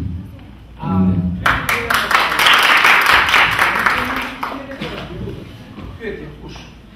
1, 2, 3, po. Po. Atëherë kam një pyetje për përfaqësuesin e Aleancës Kuqezi, unë jam Qyqi Sadike, studion në shkollën Mustafa Kemal Atatürk. Ju thotë që rrugët nuk duhet i ndërtoj shteti, duhet që të jenë të privatizuara. Atëherë kush duhet i ndërtoj këto rrugë që të jenë të privatizuara? Shiko, thash që autostrada në këtë vend, pra rrugët nacionale kryesore nuk duhet investojë asnjë qindak shteti. Pse? Dhe kështu bëhet në gjithë vendet më të zhvilluara të botës. Këto duhet i jepen me koncesion siç jepen hidrocentralet për 25-30 vjet, që do të thotë një biznes i madh zvicerian, e mora si shembull, vjen dhe merr koncesionin e autostradës Durrës-Kukës. Do të qenë mirë që Durrës-Kukës ndërtojë me lekë të zvicerianëve dhe ata merrin për çdo makinë që kalonte 2000 lekë taksë dhe ti ta kishe në mbajtjen e rrugës 20 vjet rresht dhe të mos konsumoje as gomë as naftë, jetët ta kishe më të sigurt, apo është më mirë që ajo rrugë bë me lekë të buxhetit ku me aq lekë mund të ishin bërë gjithë shkollat dhe gjithë spitalet e Shqipërisë dhe ajo rrugë dita ditës po degradon, sepse nuk ka kush ta mbajë. Nëse do e bënte një njeri me koncesion, ai do e mirëmande sepse do i vikte fitimin për 25 vite. Kjo është ide.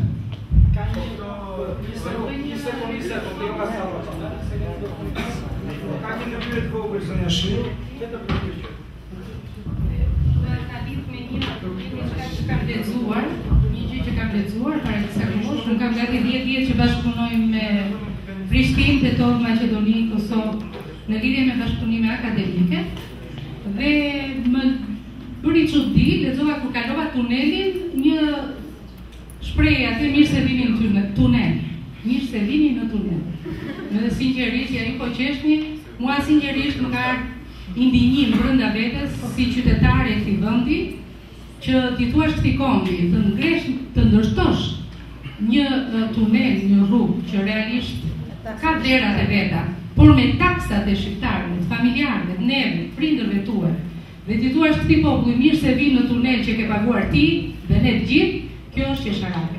Ndërsa në lidhje me atë që the, në lidhje me bashkimin kombëtar, jo duhet bëj një replikë tani me kandidatin. Do të lutesha shumë si forcë politike, mos mbitni atë nacionalizëm që realisht e dëmton zhvillimin e këtij vendi në arenë ndërkombëtare. Këtë nuk po ta them unë si forcë politike, po po them si qytetar i këtij vendi. Kapni gjërat eksakte që dëmtojnë këtë vend. Profesionalisht, siç u bë diskutimi për detin, siç është bërë diskutime themelore që bëjnë ndërhyrjen e shtetit tonë në vende të tjera, apo edhe në lidhje me marrëdhëniet me Kosovë, me Maqedoni e tjerë. Ne i respektojmë gjithkund të zhvillohen, të përparojnë, por nuk duhet vendosim barriera të bashkëpunimeve midis shqiptarëve kudo që ndodhen. Domethënë dhe në origjinë dhe Partia Socialiste, dhe unë e përshëndes Pandeni Majkun që ishte kryeministër sepse ideja ishte për ta duruar, por nuk e përshëndes për mos vazhdimin e idesë që ishte e tij. Domethënë, kështu që mos, domethënë ka një, domethënë ju të paktën ju si socialistë duhet një minimum kujdesi kur flitet për rrugën, sepse ka qenë ide juaj dhe keni vjet para për ta bërë atë rrugë. Kjo është një historia e sigurisë. Përmendja e taksës do të thotë që çdo investim të paktën qeverisë që bën këtu të jemi dashur miq që janë paratë gjithmonë nga ne të paguajmë taksa. Ne paguajmë para morën nga qeverisja sepse nuk është se kuvajt, ndryshon problemet e buxhetit. Megjithatë dhe zonjusha atje në fund po, ju lutem. Por kemi pyetjen e kushit. Përshëndetje, jam Katerina Mandollari dhe vi nga shkolla Jani Minga. Jam anëtare e Parlamentit Rinor dhe dëshiroj të bëj një pyetje për zonjën Miasheu. Dua të di çfarë plani konkret ka për arsimin e të rinjve. Në mbasi të mbarojmë shkollën, unë dhe shumë të rinj të tjerë, do duhet të kemi një mik apo të paguajmë lek për të futur në punë, apo do të afrojë partia që është në pushtet. Faleminderit. Zonjusha, këtu pyetjen duhemi dhe juve t'ja marrim të bashkë. Po. Në shkollë ka shkollë tregtare, ka vëdekë ekonomik dhe më që ju përmendët arsimin profesional, më të dia jam në sigurt për punën që do të bëj mbare shkollë. Faleminderit. Për këtë pyetjen e keni për të katër personë, për të katër. Shumë në rregull. Atëherë fillim me ju për çimin e pyetjes. Lutem, a mund të thuaç çfarë viti je? Ta. Ju jeni në vit të parë. Në fakt ka që re të kesh këtë lloj iniciative do të thotë që ti për këtë lloj pyetje, do të thotë që ti shikon një pasiguri shumë të madhe dashur në lidhje me punësimin. E para. Dhe e dyta, nuk do ta dëshironim jo si forcë politike, por tani po flasim me përfaqësimin tonë këtu, që të përfundojnë të rinjt tanë të shkolluar në forume politike për të gjetur punë. Absolutisht jo kjo. Dhe e dyta, pranë qendrave, qofshin këto të shkollave të mesme apo ato universitare, duhet të ketë realisht këshillimet e karrierës apo duhet të kenë fronte të cilat i orientojnë të rinjt. Gjithashtu janë dhe organizimet studentore të rinjve, të cilët duhet jenë në vendimmarrje të plotë brenda projekteve të ngritura në qendrat universitare, kolegjore apo edhe në nivele të tjera arsimimi, sepse nuk janë vetëm këto. Janë dhe nivele studimi 2 vjeçare, janë dhe trajnime, ashtu si dhe student nuk plotson kriterin, se është mirë vendoset një kriter në lidhje me pranimin e studentëve në universitete, por janë të prirur drejt shkencave apo shkollave profesionale, do ta kenë këtë orientim dhe cilësisht të pranueshëm për tregun e punës. Do hapen vende të reja për punë, do ketë këshillim për pranimin vetëm me intervistë direkte dhe me prova konkrete dashur, jo me dosje pranë forcave politike për të punësuar. Pyetja ishte për dashur për të kapur të zonjushës sa pjesa e sigurt jam mundur për të marrë arsim për të që jeni në punë. Shkolla tregtare. Ju jeni e shkollës tregtare? Lutem qëndrojnë ato fakte që unë thashë, jo më larg se dje isha atje, Fatkeqësisht më thonë shpesh është dhe tutje, nuk është në qendër të shtetit, ka pak nxënës. Absolutisht nuk e dun kjo e dashur, atë që nësin që t'jeti i larg dhe të mos ketë zhvillim apo të mos ketë përkraj, këtë e bën një politikë e heshtur e qeverisë, duke i lënë e heshtje gjithë këto shkolla, këto investime që janë bërë në vite për të mbajtur e për të zhvilluar dhe për të përsosur më tepër. Megjithatë, do të them që këto shkolla profesionale në të gjitha vendet kudo që janë, në çdo vend të botës, unë po marr Gjermaninë sa kam studiuar vetë, di të them që kanë një prioritet shumë të madh dhe ne kemi një politikë shumë të qartë për këtë shkolla profesionale. Absolutisht që ti nuk do mbetesh në dilemën nëse do punësohem apo jo, por ti duhet të kesh iniciativën maksimale dhe përgjegjësinë tënde personale për të kapur nivelin më të lartë të mundshëm. Sepse këto shkolla do të jenë të atashuara me kompani që do të marrin frutet e të rinjve të këtyre profesioneve më të mirë. Por edhe me ata student apo të diplomuar që do të jenë në nivele disi më të ulta, që nuk i merr tregu, do të ritrajnohen. Dhe unë pak më përpara e thash, jo vetëm të rinjt që dalin sa të dalin, po edhe deri në 25 vjeç ne kemi 6 muaj ritrajnim për profesionet të cilat nuk janë të ezauruara eksaktësisht maksimalisht nga të rinjt. Unë kam disa përgjigje. Përgjigjen e parë faktikisht duhet t'i krijë çunit që marrë të turgut një përgjigje lidhje me bashkimin e provave shqiptare. Unë kam një flamë. Besoj se simbolika është më shumë se çdo gjë. Edhe origjinën e kam më i bënd që i ka dhënë shumë ti patrani tonë. Por unë si më i rritur se ty, më i masë se ty, them që retorika nacionaliste nuk i bën mirë as kujt.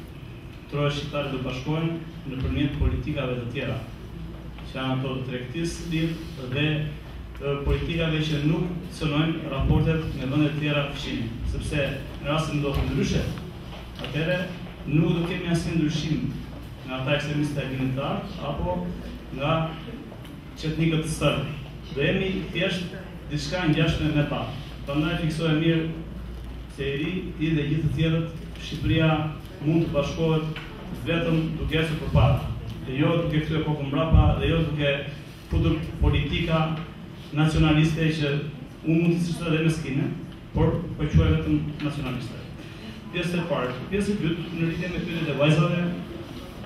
Njëra kishte përgjigjen së zënusha atje dhe zotërisë Unë kishte pyetje për një fare, e çfarë më shqetëson pjesë e retorika nacionaliste, prandaj dhe terinia duhet të bëjmë shumë kujdes. Në lidhje me pyetjen që të bëjnë të dyja vajzat, unë shoh domethënë të jetin finalizim. Forca jonë industri do hapi zyrat të këshillimit të karrierës bazuar në studimin e tregut të punës. Që do të thotë juve mund të orientoheni shumë kollaj nëpërmjet këtyre zyrave dhe përveç kësaj do hapi dhe kolegje të certifikuara 2 vjeçare, të cilat më pas do ju ndihmojnë juve, do ju orientojnë juve, do japi atë certifikatën e sigurisë që ju keni shumë nevojë për të punësuar.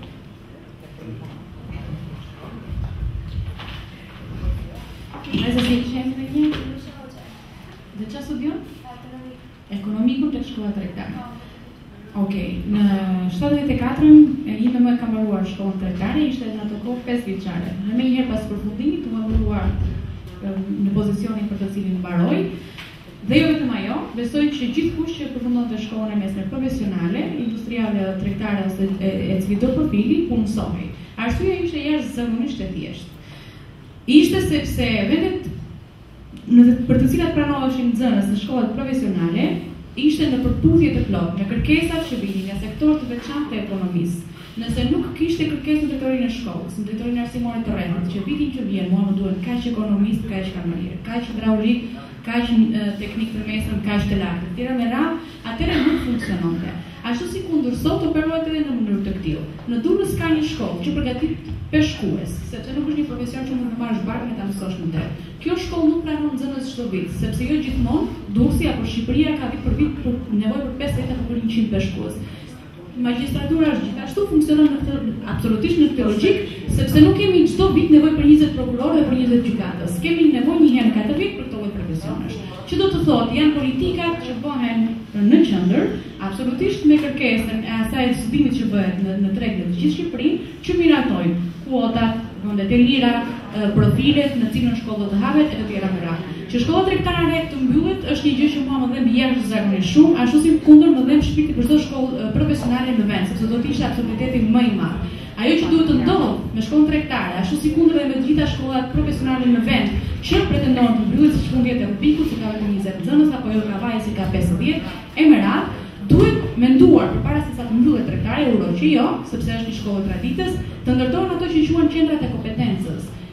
Projekt për të cilin ka vite që punohet qysh për 2004 dhe akoma nuk janë pjekur kushtet që kjo të ndodhi. Qendrat e kompetencës në vend do ta bënin diplomën tënde, ashtu si kundër diplomën e djalit që mbaronte industrialja, apo dhe diplomën e një njeriu që mbaronte Krakip Kryeziu që është në Fier, gjithashtu larg qytetit, në rast të një vështirësi si ju, të mblidheshin të gjithë bashkë në një qendër në 60 kilometra katror dhe ku do të përfshiheshin Vlora, Lushnjë dhe Fieri, dhe këtu ju do të përgatiteshin në një sistem 4+1+1, që është sistemi i ri i arsimit profesional, në përfundim të cilit ajo diploma juaj do të ishte aq të certifikuar sepse ju do të ishit të përgatitur në mënyrë profesionale aq mirë, sa ti do të ishe e pritur të punësohesh shumë shpejt nga një subjekt turistik në Vlorë, sesa një njeri që vjen me një diplomë ekonomiku nga Tirana që normalisht kërkon atë rrogë më të lartë. Nëse ti shkon një subjekt turistik në Vlorë me përgatitje, me aftësi, gati për të punuar të tregën e punës, të japësh rezultat, ti je i sigurt që pastaj nxënësit e shkollave profesionale që vijnë nga qendrat e kompetencës si ti, atë do ta kenë më të kollaj që të punësohen. Domethënë drejt kësaj priri duhet të shkojë Shqipëria. Aftësia atyre që mbarojnë 19 vjeç arsimin e mesëm profesional me këtë lloj drejtimi dhe të gatshëm që për më pak para dhe me shumë cilësi të siguroni vendin e punës do të ndodhë.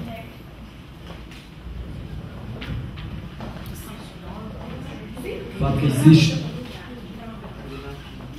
unë përgjithsisht jam tip optimist por më duhet të them që në 23 vite nuk ka një deputet të dënuar, as në parantecis, nuk ka një gjyqtar të dënuar, një prokuror, nuk ka një president, ministër, çfarë thua ti funksionar të lartë shtetit që tjetë të dënuar në të vend, dhe fakti që këta nuk janë dënuar asnjëri do të thotë që çdo gjë ka vajtë në rregull, pra nuk ka pas korrupsion.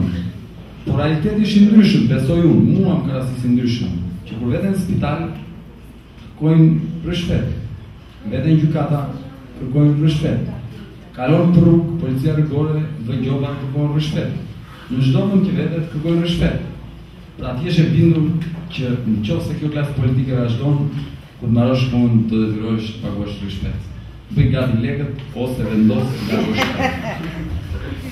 Marrë pyetje pyetjes fundit nëse ka, nëse nuk ka, faleminderit. Atëherë zotëria po. Pyetje tjetër ka? Edhe juve. Mirë, marrë këto dy pyetje të fundit. Kisha pyetje për kandidatin e Frymës së Re Demokratike, që kapi temën e të rinjve dhe lojrave të fatit. Çfarë do ofrojë ajo për të rinj, duke qenë që pjesa më e madhe tyre nëse nuk bëjnë diçka tjetër, ose do shkojnë në kazino, në loto, ose një makiat me 200 lekë cigare. Çfarë do të bëjë se kjo është të gjysma të gjitha lojrave të fatit kanë fillin nga të rinj 9-18 vjeç. Është dënuar me ligj që të mos Ja është një largoja shqiptarit që ta keni më vështirë të shkojnë, por ja do e la. Mo po më të lash idenë nuk zotëria. Pyetjem, po faleminderit.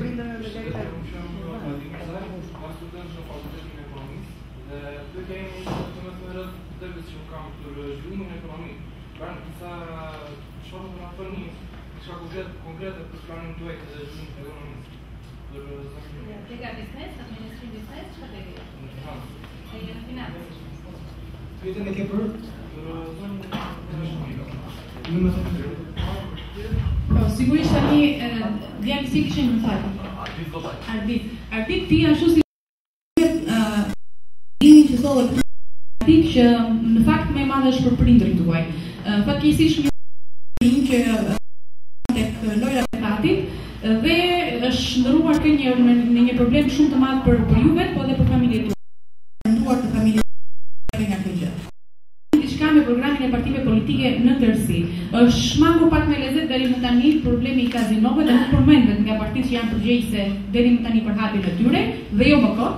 Kjo ndodh sepse normalisht ato janë burim fitimi për këto parti, sikur janë burim zhvati xhepash për familjet tuaja.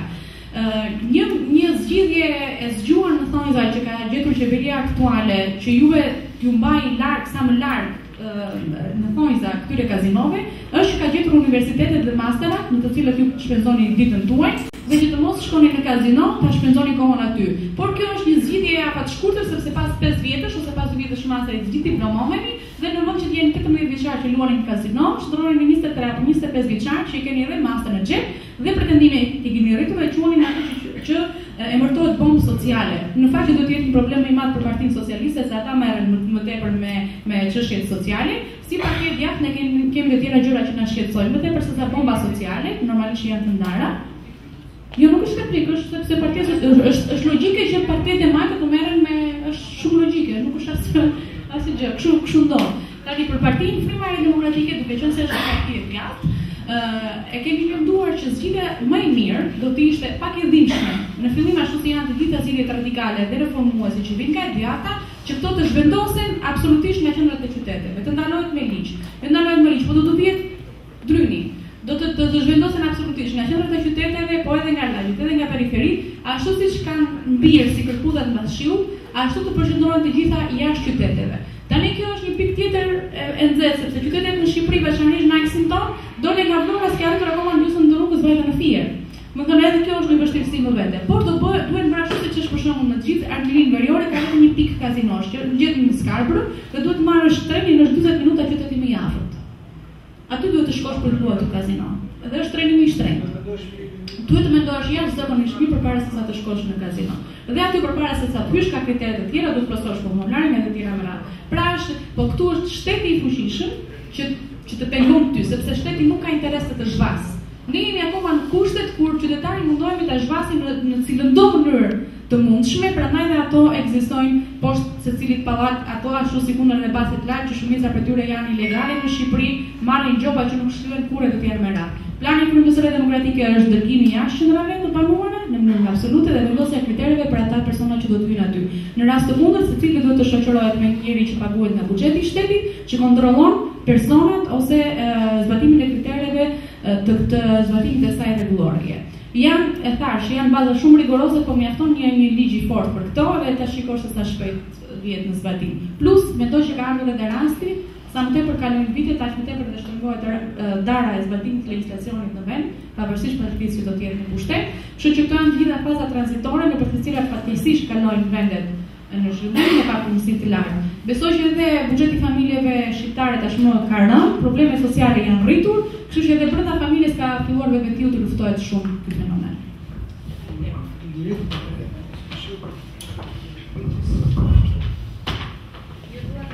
Një shtesë për Adialisa, i përveç kazinove ka dhe kafenet, ka me dyqete, e këtë si alternativ tjetër. Dhe unë do të thosha zili i dashur janë kampuset të cilat aty të vënë afër qendrës së shkollës, jo vetëm një godinë. Kesh godinën dhe pas godinës ke lokalin. Po ngjitur me godinën, të kesh një bibliotekë, të kesh një bibliotekë edhe elektronike, të kesh një mundësi edhe për një pjesë punë krijuese që kanë të rinj, edhe për një asistencë tjetër që të duhet, që ti rreth rrotën nga ato që të kthehesh në kampus, të kesh ambient universitar dhe shkollor. Ndërsa në lidhje me pyetjen që juve sapo tha, realisht fusha aq më tepër financës është shumë e rëndësishme, nëse do flasim për pushtetin vendor dhe në ambientin ku jemi, për shembull thjesht në pushtetin vendor dhe në qeverisje vendore, jo vetëm për profesionet ekonomistit, po për çdo profesion tjetër, duhet të ngrihen grupe të cilat janë asistencë të plotë, buxhete të mirë miratuara, të projekteve të krijuara dhe të financuara brenda vendit, të jenë pjesë aktive në zbatimin dhe në ndarjen dhe në konsulencat e duhura në lidhje me këto projekte që vinë dhe që mirë menaxhohen.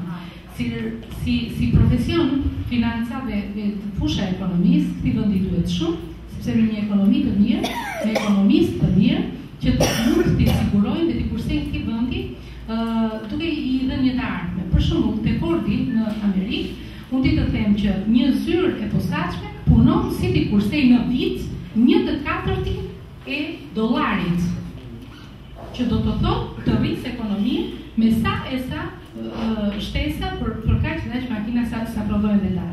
Që do të thotë puna e një ekonomisti dhe një financieri nuk lidhet thjesht me disa shifra, aty në gjatë procesit të edukimit, po këto duhet të jenë të lidhura jo vetëm me sistemin bankar, sepse unë e di që me sistemin bankar ju jeni të lidhur, po me prodhimin direkt. Me prodhimin direkt, me gjitha dhe institucionet publike, jo vetëm me këto private. Me institucionet publike dhe private duke dhënë asistenca me koherencë të plotë dhe me iniciativa vendimarrëse. Për shembull, kjo duhet kështu dhe kështu, sepse jemi një grup ekspertësh për të integruar. Ndërsa si forcë politike, në gjitha profesionet i mbështesin dhe kanë vendin e dur, por do jenë sipas meritokracisë për të punësuar dhe për të përfshirë në plan qeverisje apo dhe në planet vendimarrëse. Kështu që mos mendoni se kemi thjesht vetëm një diplomë dhe me atë diplomë do punësohemi, por kjo diplomë duhet të ketë rezultate, jo rezultate në letër, 5 nota në letër, po duhet të jenë rezultate ballafaqimi me një esencë problematike. Për shembull, diplomat nuk kanë se të bëhen, po e marr nuk jam e fushës, por të paktën meqense kam qenë dekan e shkollës pas universitare dhe kam parasysh nivelin e studentëve aty dhe të atyre që vinë për master në radhë, dua të them që nuk duhet të mbeten thjesht me vetëm këto diploma që mua më duhet një diplomë. Jo, kjo diplomë duhet jetë mbrapa me një nivel të përgatitur nga ty si ekonomist, nga unë si inxhinier, nga ai si jurist, e tjera me radhë që të marrin fatet e vendit. Dhe duhet ta kërkojmë këtë që të marrin fatet e vendit. Nuk duhet ta lëmë në ekonomistin të kthehet thjesht në një bordero marrës, që bën bordero. A është kështu i dashur? A janë kështu? Në demagogji marrin fatet. Atëre, gjysmin tani pyetjen e kishit kam bërë sepse kemi kaluar më shumë se 1 orë gjysmë. Atëre nga gjysmë sekundi gjithsesi ju pret për ta pyetje të tjera nga sala faleminderit. 20 minuta. Punë ka fenë. Djem çfarë studion? gjimnast, mbas shkollës ti shkon në kafene, në kazino, në shtëpi ku shkon? Në PlayStation. Okej, pyetja ime është, pse nuk shkon të mësosh? Mbasi mësosh. Okej, unë mendoj që në moshën tuaj, në moshën e studentëve universitar, ju nuk keni ku të gjeni asnjë sekond kohë për të shkuar as në kazino, as në kafene. Logjika duhet të ishte kjo. Nëse duam të besojmë të ardhmen e votit tek ju. Është kafeneja ngjitur me shkollë. Nuk duhet. Duhet. Është ajo e kampuseve. Do të thonë bani ka kafenet po ato ju. Po prandaj. Ka një zënjush atë në fund fare një pyetje ta dëgjojmë, nëse nuk është pyetje e zalluar, mund ta marrë në fund.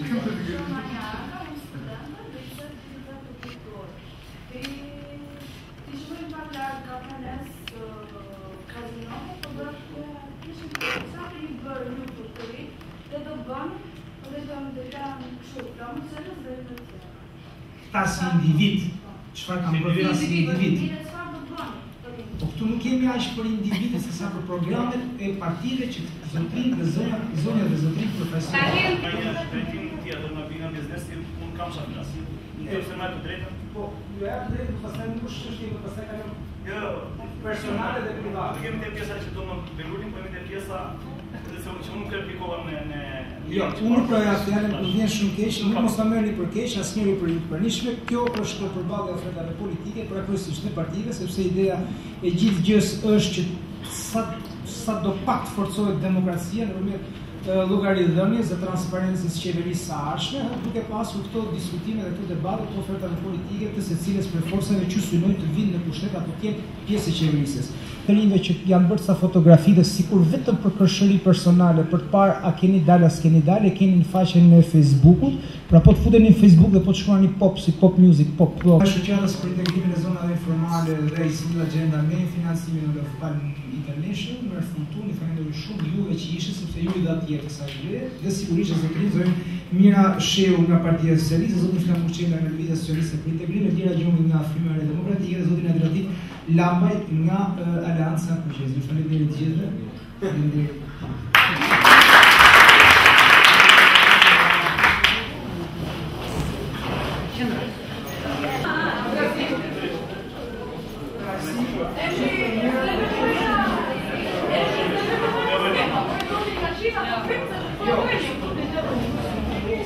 Faleminderit gjithëve.